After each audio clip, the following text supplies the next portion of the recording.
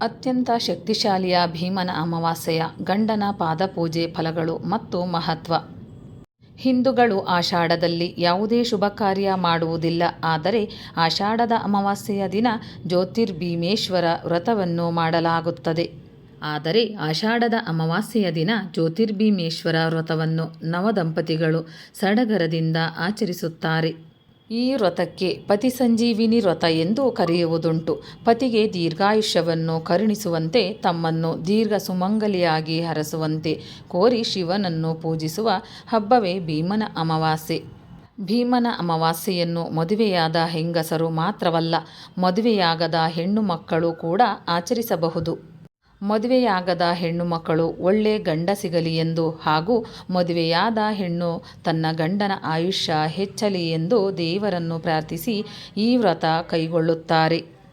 ಪೂಜಾ ವಿಧಾನ: ಗೃಹಿಣಿಯರು ಕೈಗೆ ಕಂಕಣ ಕಟ್ಟಿಕೊಂಡು ಜ್ಯೋತಿರ್ಭೀಮೇಶ್ವರರನ್ನು ಧ್ಯಾನಿಸಿ ವ್ರತ ಕೈಗೊಳ್ಳಬೇಕು. ರಾಹುಕಾಲ ಹೊರತುಪಡಿಸಿ ಬೆಳಗ್ಗೆ ಅಥವಾ ಸಂಜೆ ಯಾವುದೇ ಶುಭ ಮುಹೂರ್ತದಲ್ಲಿ ವ್ರತ ಕೈಗೊಳ್ಳಬಹುದು. ಒಂದು ತಟ್ಟೆಯಲ್ಲಿ ಅಕ್ಕಿ ಹಾಕಿ ಅದರ ಮೇಲೆ 2 ದೀಪದ ಕಂಬ ನೆಟ್ಟು ದೀಪದ ಎಣ್ಣೆ ಹಾಕಿ ಹಚ್ಚಬೇಕು. ಈ ದೀಪಸ್ತಂಭದಲ್ಲಿ ಶಿವ ಪಾರ್ವತಿಯನ್ನು ಆವಾಹನೆ ಮಾಡಿ ಪೂಜೆ ಸಲ್ಲಿಸುತ್ತಾರೆ. ಪೂಜಾ ಸಾಮಗ್ರಿಗಳ ಜೊತೆಗೆ 9 ಗಂಟಿನ ಗೌರಿ ದಾರ ಇಟ್ಟು ಪೂಜೆ ಮಾಡಿ ಆ ಬಳಿಕ ಕೈಗೆ ಕಟ್ಟಿಕೊಳ್ಳಬೇಕು. ಮೊದಲು ಗಣಪತಿ ಪೂಜೆ ಮಾಡಿ ನಂತರ ಭೀಮೇಶ್ವರನ ಪೂಜೆ ಮಾಡುತ್ತಾರೆ. ನೈವೇದ್ಯಕ್ಕೆ 9 ಕರಿಗಡುಬು ಅರ್ಪಿಸಲಾಗುತ್ತದೆ. ಆ ಬಳಿಕ ಗಂಡನ ಪಾದಪೂಜೆಯನ್ನು ನೆರವೇರಿಸಬೇಕು. ವಿವಿಧ ರೀತಿಯ ಆಚರಣೆ: ವ್ರತಾಚರಣೆ ಪ್ರಾಂತ್ಯದಿಂದ ಪ್ರಾಂತ್ಯಕ್ಕೆ ಭಿನ್ನತೆಯಿಂದ ಕೂಡಿದೆ. ಉದ್ದೇಶ ಒಂದೇ ಆದರೂ ಆಚರಣೆಯಲ್ಲಿ ವಿವಿಧತೆಯನ್ನು ಕಾಣಬಹುದು. ದಕ್ಷಿಣ ಕನ್ನಡದಲ್ಲಿ ಇದನ್ನು ಆಟಿ ಅಮಾವಾಸ್ಯೆ ಎಂದು ಕರೆಯುತ್ತಾರೆ. ಈ ದಿನದಂದು ಆ ಭಾಗದ ಸಂಸ್ಕೃತಿ, ಆಚಾರ ವಿಚಾರಗಳನ್ನು ಬಿಂಬಿಸುವ ಅನೇಕ ಕಾರ್ಯಕ್ರಮಗಳನ್ನು ಹಮ್ಮಿಕೊಳ್ಳಲಾಗುತ್ತದೆ. ಉತ್ತರ ಕನ್ನಡದ ಕೆಲವು ಭಾಗಗಳಲ್ಲಿ ಇದಕ್ಕೆ ಕೊಡೆ ಅಮಾವಾಸ್ಯೆ ಎಂದು ಕರೆಯುತ್ತಾರೆ. ಈ ದಿನದಂದು ಮಗಳೊಂದಿಗೆ ಮನೆಗೆ ಬಂದು ಅಳಿಯನಿಗೆ ಮಾವ ಕೊಡೆ ನೀಡಿ ಸತ್ಕರಿಸುತ್ತಾರೆ. ಈ ಹಬ್ಬದ ಇನ್ನೊಂದು ವಿಶೇಷತೆ ಭಂಡಾರ. ಭಂಡಾರವನ್ನು ಕರಿಗಡುಬು, ಮೈದಾ ಹಿಟ್ಟಿನಿಂದ ಮಾಡಿಕೊಳ್ಳಬಹುದು. ಇದನ್ನು ಮಾಡುವಾಗ ಇದರೊಳಗೆ ದುಡ್ಡು ನಾಣ್ಯವನ್ನು ಇಡಬೇಕು. ಇದನ್ನು ಹೊಸ್ತಿಲಿನ ಮೇಲೆ ಇಟ್ಟು ಪೂಜೆ ಮಾಡಬೇಕು. ಅವರಿಗೆ ಆರತಿ ಮಾಡಿ ಒಳಗೆ ಇರುವ ದುಡ್ಡಿನ ಜೊತೆಗೆ ಉಡುಗೊರೆಯನ್ನು ನೀಡಬೇಕು. ಪೌರಾಣಿಕ ಹಿನ್ನೆಲೆ: ಪುರಾಣಗಳ ಪ್ರಕಾರ ಶಿವನು ಪಾರ್ವತಿಯನ್ನು ಪತ್ನಿಯಾಗಿ ಸ್ವೀಕರಿಸಿದ್ದು ಭೀಮನ ಅಮಾವಾಸ್ಯೆ ದಿನ. ಪಾರ್ವತಿ ಸಮೃದ್ಧಿ, ಸಂತಾನ, ಪತಿವ್ರತೆ, ಶಕ್ತಿಯ ಸಂಕೇತ. ಹೀಗಾಗಿ ಈ ದಿನದಂದು ಹೆಂಗಳೆಯರು ವ್ರತ ಕೈಗೊಂಡು ಶಿವ ಮತ್ತು ಪಾರ್ವತಿಯನ್ನು ಆರಾಧಿಸಿದರೆ ಅವರಿಗೆ ಉತ್ತಮನಾದ ಗಂಡ ಸಿಗುತ್ತಾನೆ. ಅದೇ ರೀತಿ ವಿವಾಹಿತ ಹೆಂಗಸರು ಗಂಡನಿಗೆ ದೀರ್ಘಾಯುಷ್ಯ, ಯಶಸ್ಸು ಹಾಗೂ ಸಂತೋಷವನ್ನು ಬಯಸಿ ಪೂಜೆ ಸಲ್ಲಿಸುತ್ತಾರೆ. ಭೀಮನ ಅಮಾವಾಸ್ಯೆ ಆಷಾಢ ಮಾಸದ ಕೊನೆಯಲ್ಲಿ ಬರುವ ಅಮಾವಾಸ್ಯೆ ಎಂದು ಆಚರಿಸಲಾಗುವ ಒಂದು ಹಬ್ಬ. ಈ ದಿನ ಮಹಿಳೆಯರು ತಮ್ಮ ಪತಿ ಮತ್ತು ಸಹೋದರರ ಒಳಿತಿಗಾಗಿ ಪೂಜೆ ಮಾಡುತ್ತಾರೆ. ಈ ಹಬ್ಬವು ದಾಂಪತ್ಯ ಜೀವನದಲ್ಲಿ ಸುಖ, ಶಾಂತಿ, ಸಮೃದ್ಧಿಯನ್ನು ತರುತ್ತದೆ ಎಂಬ ನಂಬಿಕೆಯಿದೆ. ಪೂಜಾ ಮಹತ್ವ: ಪತಿಯ ದೀರ್ಘಾಯುಷ್ಯ. ಈ ದಿನ ಪೂಜೆ ಮಾಡುವುದರಿಂದ ಪತಿಯ ಆಯುಷ್ಯ ವೃದ್ಧಿಯಾಗುತ್ತದೆ ಎಂಬ ನಂಬಿಕೆಯಿದೆ. ಕುಟುಂಬದ ಏಳಿಗೆ: ಕುಟುಂಬದಲ್ಲಿ ಸುಖ, ಶಾಂತಿ ಮತ್ತು ಸಮೃದ್ಧಿ ನೆಲೆಸುತ್ತದೆ. ಸಂತಾನ ಭಾಗ್ಯ: ಹೆಣ್ಣು ಮಕ್ಕಳು ಈ ದಿನ ವ್ರತ ಆಚರಿಸುವುದರಿಂದ ಉತ್ತಮ ಸಂತಾನ ಪ್ರಾಪ್ತಿಯಾಗುತ್ತದೆ.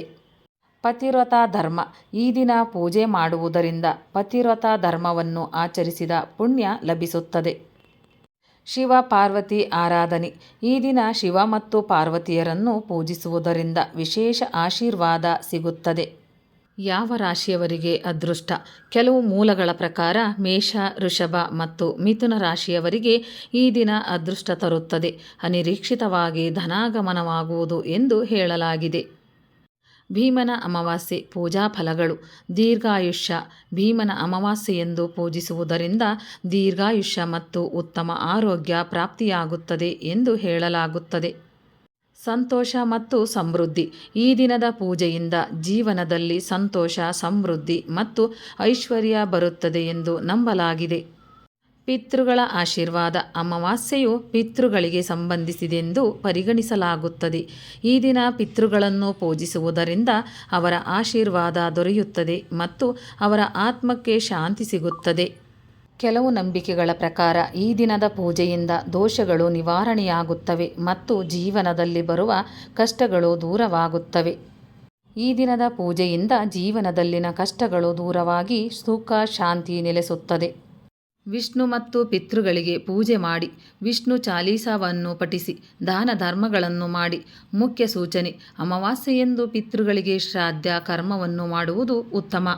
ಸುಖ ಸಂಪತ್ತು ಸಂತಾನ ಪ್ರದಾಯಕಳಾದ ಪಾರ್ವತೀ ದೇವಿಯನ್ನು ವಿಶೇಷವಾಗಿ ಪ್ರಾರ್ಥಿಸಿ. ಸ್ತ್ರೀಯರ ಅರಿಶಿಣ ಕುಂಕುಮ ಮಾಂಗಲ್ಯ ಭಾಗ್ಯ ನೀಡುವ ಮೂಲಕ ಪತಿಗೆ ಆಯುಷ್ಯ ಕರುಣಿಸುವಂತೆ ಬೇಡಬೇಕು. ಆಚರಣೆಯ ಹಿನ್ನೆಲೆ: ಭೀಮನ ಅಮಾವಾಸ್ಯೆ ವ್ರತದ ಕುರಿತು ಸ್ಕಂದ ಪುರಾಣದಲ್ಲಿ ಉಲ್ಲೇಖಿಸಲಾಗಿದೆ. ಒಬ್ಬ ರಾಜ, ಅವನ ಮಗ ಅಕಾಲಿಕವಾಗಿ ಮೃತನಾಗುತ್ತಾನೆ. ರಾಜನು ತನ್ನ ಮಗನ ಮದುವೆಯನ್ನು ಅದ್ಧೂರಿಯಾಗಿ ಮಾಡುತ್ತಿದ್ದನು. ಆದರೂ ಈ ಮೃತ ಮಗನಿಗೆ ಮಗಳನ್ನು ಕೊಡಲು ಮುಂದೆ ಬರುವವರಿಗೆ ಬಹುಮಾನ ಘೋಷಿಸುವ ಮೂಲಕ ಸತ್ತ ಮಗನಿಗೆ ಮದುವೆ ಮಾಡಲು ನಿರ್ಧರಿಸುತ್ತಾನೆ. ಈ ಸಂದರ್ಭದಲ್ಲಿ ಬಡ ಬ್ರಾಹ್ಮಣನೊಬ್ಬ ತನ್ನ ಮಗಳನ್ನು ಮೃತ ರಾಜಕುಮಾರನೊಂದಿಗೆ ಮದುವೆ ಮಾಡಲು ಮುಂದಾಗುತ್ತಾನೆ. ಅದ್ಧೂರಿಯಾಗಿ ಮದುವೆಯನ್ನು ಆಚರಿಸಲಾಗುತ್ತದೆ. ಅದು ಅಮಾವಾಸ್ಯೆ ದಿನವಾಗಿದೆ. ವಿವಾಹ ಮಹೋತ್ಸವ ಮುಗಿದ ನಂತರ ಮೃತ ರಾಜಕುಮಾರನ ಪಾರ್ಥಿವ ಶರೀರವನ್ನು ಅಂತಿಮ ವಿಧಿವಿಧಾನಕ್ಕಾಗಿ ಭಾಗೀರಥಿ ನದಿಯ ಬಳಿ ತರಲಾಗುತ್ತದೆ. ಜನರು ಚಿತೆಯನ್ನು ಸಿದ್ಧಪಡಿಸುತ್ತಿದ್ದಂತೆ ಗುಡುಗು ಸಹಿತ ಭಾರೀ ಮಳೆಗೆ ಜನರು ಭಯಭೀತರಾಗಿ ಮೃತ ದೇಹ ಮತ್ತು ಬಾಲಕಿಯನ್ನು ಅಲ್ಲಿಯೇ ಬಿಟ್ಟು ಓಡಿ ಹೋಗುತ್ತಾರೆ. ಈ ಸಮಯದಲ್ಲಿ ಬಾಲಕಿಯ ತಾಯಿ ಪ್ರತಿ ವರ್ಷ ತಪ್ಪದೇ ಆಚರಿಸುತ್ತಿದ್ದ ಜ್ಯೋತಿರ್ಭೀಮೇಶ್ವರ ವ್ರತದ ದಿನ ಎಂದು ಹುಡುಗಿ ನೆನಪಿಸಿಕೊಂಡಳು. ಅವಳು ನದಿಯಲ್ಲಿ ಸ್ನಾನ ಮಾಡಿ 2 ದೀಪಗಳನ್ನು ರೂಪಿಸಿದಳು ಮತ್ತು ದೀಪಗಳಿಗೆ ಬತ್ತಿಯನ್ನು ರೂಪಿಸಲು ಸಸ್ಯದ ನಾರನ್ನು ಹೊರತೆಗೆದಳು. ಅಕ್ಕಿ ಗೋಧಿ ಇಲ್ಲದ ಕಾರಣ ದೀಪಗಳಿಗೆ ನೀರು ಸುರಿದು ಮಣ್ಣಿನಿಂದ ಭಂಡಾರ ಮಾಡಿದಳು. ಆಕೆಯ ಎಲ್ಲ ಚಟುವಟಿಕೆಗಳಿಗೆ ಶಿವ ಮತ್ತು ಪಾರ್ವತಿ ಮೂಕ ಪ್ರೇಕ್ಷಕರಾಗಿದ್ದರು ಮತ್ತು ಆಕೆಯ ಭಕ್ತಿಗೆ ಸಂತೋಷಪಟ್ಟು ಅವಳನ್ನು ಆಶೀರ್ವದಿಸಿದರು. ಆ ಸ್ಥಳದಲ್ಲಿ ಲಭ್ಯವಿದ್ದ ವಸ್ತುಗಳನ್ನು ಕೊಟ್ಟು ತನ್ನ ಪೂಜೆಯನ್ನು ಮುಗಿಸಿದಳು. ಪೂಜೆ ಮುಗಿಯುವ ಮುನ್ನವೇ ಶಿವ ಹಾಗೂ ಪಾರ್ವತಿ ಪ್ರತ್ಯಕ್ಷರಾಗಿ ಮಣ್ಣಿನ ಭಂಡಾರವನ್ನು ಶಿವನಿಂದ ಒಡೆಯಲಾಯಿತಲ್ಲದೆ ಆಕೆಯ ಬಳಿ ವರ ಕೇಳಿದರು. ಆಗ ಬಾಲಕಿಯು ತನ್ನ ಗಂಡನ ಮರುಜನ್ಮಕ್ಕೆ ಬೇಡಿಕೊಂಡಳಲ್ಲದೆ ಶಿವಪಾರ್ವತಿಯು ಆಕೆಯ ವರವನ್ನು ಪೂರೈಸಿದರು. ಈ ಘಟನೆಯ ನಂತರ ಜ್ಯೋತಿರ್ಭೀಮೇಶ್ವರ ವ್ರತವು ಪ್ರಸಿದ್ಧಿ ಹೊಂದಿತು ಎಂದು ಹೇಳಲಾಗಿದೆ. ಸ್ನೇಹಿತರೆ, ಈ ಮಾಹಿತಿ ನಿಮಗೆ ಇಷ್ಟವಾಗಿದ್ದಲ್ಲಿ ಇನ್ನೂ ಹೆಚ್ಚಿನ ಮಾಹಿತಿಗಾಗಿ ಲೈಕ್ ಮಾಡಿ, ಶೇರ್ ಮಾಡಿ, ಚಾನಲ್ಗೆ ಸಬ್ಸ್ಕ್ರೈಬ್ ಮಾಡಿ. ಧನ್ಯವಾದಗಳು.